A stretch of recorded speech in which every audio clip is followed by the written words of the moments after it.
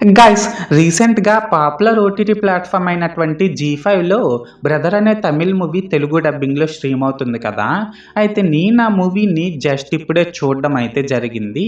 So, ఈ వీడియోలో మనం ఏంటంటే గైస్ అసలు ఆ మూవీ ఎలా ఉంది? ఏంటి? అనేది డిస్కస్ చేద్దాం. ఓకేనా?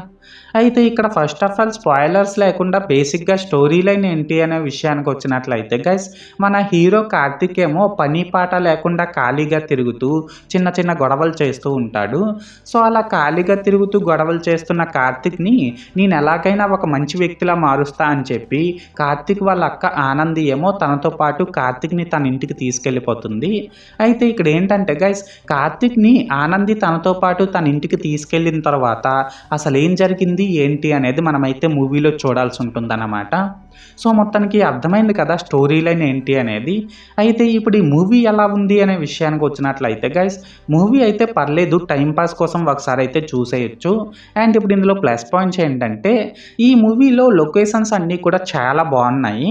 ఎస్పెషల్లీ ఊటీలో షూట్ చేసిన సీన్స్ అయితే చాలా న్యాచురల్గా సూపర్బ్ ఉన్నాయనే చెప్పాలి. అలాగే ఇందులో హాస్పిటల్లో జరిగే ఒక ఫైట్ సీక్వెన్స్ కూడా భలే అనిపించింది నాకైతే. అండ్ ఇందులో సినిమాటోగ్రఫీ వర్క్ కూడా చాలా బాగుందన్నమాట. ఐ మీన్ ప్రతి ఫ్రేమ్ని చాలా ఫ్రెష్గా చూపించారు. లాస్ట్గా ఏంటంటే ఇందులో బ్రదర్ అండ్ సిస్టర్స్ మధ్య వచ్చే ఎమోషనల్ సీన్స్ కూడా ఫ్యామిలీ ఆడియన్స్కి బాగా కనెక్ట్ అవుతాయి అనే చెప్పాలి. అలాగే ఇందులో మన జయం రవి అండ్ భూమిక గారు వీళ్ళిద్దరు యాక్టింగ్ కూడా వీళ్ళ రోల్స్కి తగ్గట్టు చాలా న్యాచురల్గా బాగానే ఉంది. సో, మొత్తానికి ప్లస్ పాయింట్స్ విషయానికి వచ్చినట్లయితే ఇదన్నమాట మ్యాటర్. అండ్ ఇప్పుడు ఇందులో మైనస్ పాయింట్స్ ఏంటంటే గైస్ ఈ మూవీలో ఉన్న స్టార్ క్యాస్టింగ్ని చూసి ఇందులో ఏదో మ్యాజిక్ ఉంటుందేమో అని ఎక్స్పెక్ట్ చేసే వాళ్ళకైతే ఈ మూవీ పెద్ద దెబ్బేసేస్తుందనే చెప్పాలి. ఎందుకంటే గైస్ ఇందులోని స్టోరీ అండ్ స్క్రీన్ ప్లే ఈ రెండు కూడా చాలా వీక్గా అండ్ అవుట్డేటెడ్గా ఉండడం వల్ల నెక్స్ట్ ఏం జరగబోతుంది అనేది మనం చాలా సింపుల్గా గెస్ట్ చేసేయగలుగుతాం అనమాట. అలాగే ఇందులో జయం రవి, ప్రియాంక మోహన్, భూమిక గారు ఇలాంటి మంచి మంచి యాక్టర్స్ అయితే ఉన్నప్పటికీ కూడా ఇందులో సరైన స్టోరీ అండ్ స్క్రీన్ ప్లే లేకపోవడం వల్ల క్యాస్టింగ్ అంతా కూడా వేస్ట్ అయిపోయిందనే చెప్పాలి. And music director Harish Jayaraj ఈ మూవీకి ఇచ్చిన సాంగ్స్ అండ్ బీజిఎం కూడా అస్సలు బాగాలేవన్నమాట.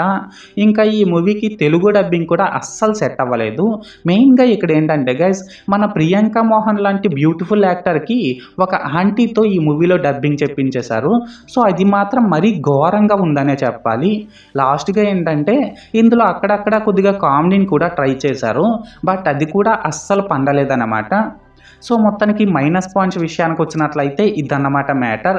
అయితే ఇక్కడ ఓవరాల్గా ఏంటంటే గైస్ ఈ బ్రదర్ మూవీ బాగుందా బాగాలేదనేసి అంటే నేను ముందు చెప్పినట్లు టైంపాస్ కోసం ఒకసారి అయితే చూసేయచ్చు.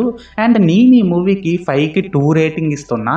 సో, మీరు కూడా ఒకవేళ ముందే ఈ మూవీని చూసినట్లయితే మీరు దీనికి ఎంత రేటింగ్ ఇస్తారో అది కామెంట్ సెక్షన్లో చెప్పేయండి. ఓకేనా? This is Lokesh signing out. జై హింద్.